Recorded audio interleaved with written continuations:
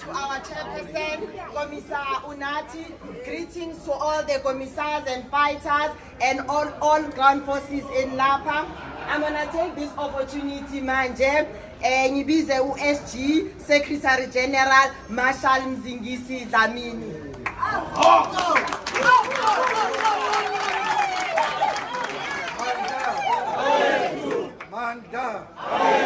Manda, viva EFF, viva! Viva EFF, viva! Long live the Commander-in-Chief, long live! Long live the Commander-in-Chief, long live! Long live the Commander-in-Chief, long live! Manda! No, thank you very much. ESG, Sibulise to the chair of the province and the leadership of the province. To all the CCT members and the leadership that comes from all the provinces in South Africa of the EFF. To you fighters. It's been a long journey. For 5 years, we've been on this court with these fighters, commissars. That's why it's important that everything today we are here. As commissars, these fighters, they've been here for the last 5 years together with me in this court. But they thought we were going to surrender. They thought we were going to retreat.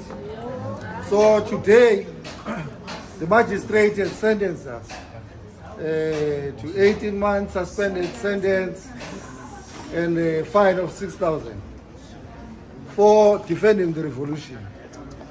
Because what happened on that day in the State of Nation address, I'm told that there's a State of Nation address next week on the 18th of May. Once we are given a responsibility, we'll do it again. Because what we did there, we've got no regrets. So I've been found guilty for GBH. Ubamba nje umfana womlungu kancane. Kuthiwa bese kusondele ku-attempted murder. Mawusuka ku-GBH, the next thing kusho ukuthi ususondele ku-attempted murder. On a civil case that we explained now, ukuthi on the day we received a communication from police there is a threat in the life of the CIC. And the police themselves, including the poisonous bullet case and all the police that came here, when they were asked under oath, did you know about the threat in the life of the CIC? All of them, they confirmed that there was a threat that was reported by the police ex-Seni. So before the incident, they knew that there is a threat in the life of the president. So when we left that parliament on the day, we left the parliament, we decided that because there is this threat as the leadership, we're not going to do the normal business of parliament. You know, once we enter those chambers, we always ask questions, we are robust. But on that day, as the leadership, we said to say, now that the police have confirmed that there's a threat in the life of the president, and that threat, they said to us, it's going to happen through the commotion with white shirts and those bouncers. And we took a conscious decision where we briefed CCT that today we're not going to risk it. We're going to go there, sit down quietly in parliament, and then once we are done, we're just going to walk because we have not identified which way is this threat going to come from. So we're going to avoid these bouncers and the white shirts. Even if they don't want us to drink water, we won't drink water. So that there is no confusion. And we communicated to all the members of the parliament that don't be in confrontation with the bouncers because there is a plot and it's going to start there. And that's exactly what happened on the day. We said Cyril finished addressing parliament. As we're walking out of parliament, President, he was leading us from the front. But he had our spokesperson that time, Commissar Mbuyiseni, and DP.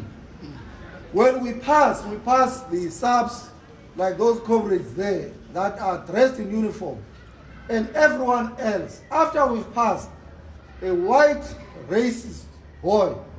He passed even myself to go and grab the president.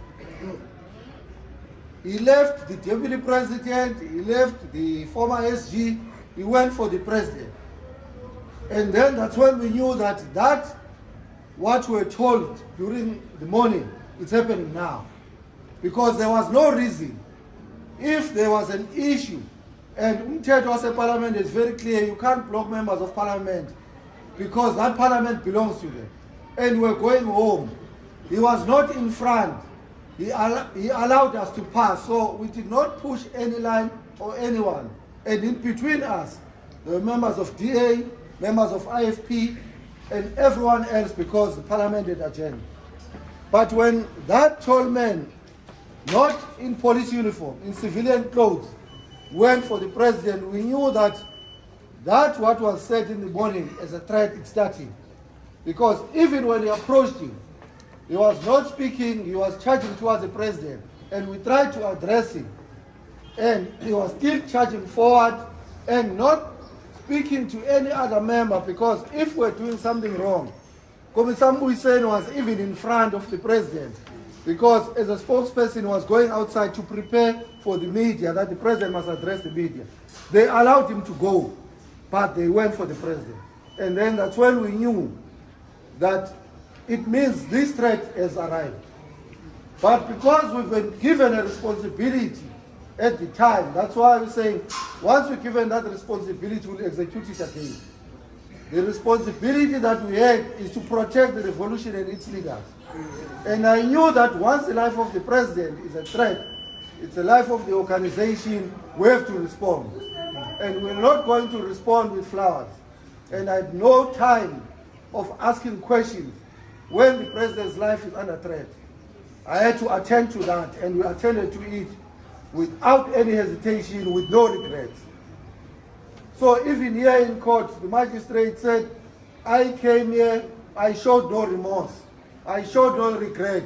I was not going to show any remorse or regret or make any apology. Yes. What I did that day, I can do it again. Yes. So they wanted me to come here and apologize when I was executing my duties. And then I said to the magistrate, I'm not going to do that.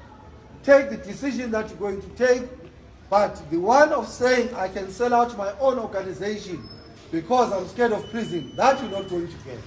And that's what offended her the most, that she can see that there is no case here.